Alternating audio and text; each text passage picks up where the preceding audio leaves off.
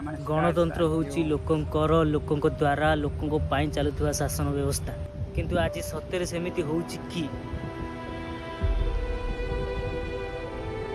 सोनम वांगचुक आज 20 दिन हवा अनशन बसछंती। दिन को दिन देहर परिस्थिति बहुत जटिल हो जाउछ। डाक्तर माने मध्य चिंता प्रकाश कर सोनम वांगचुक को कहवा कथा होउची शिक्षा व्यवस्था भल हो, परीक्षा रे दुर्नीति बंद हो एवं छात्र छात्री मानक न्याय मिलू यही दाबी नहीं से अनशन रे बसिछंती। यह प्रथम घटना नहीं।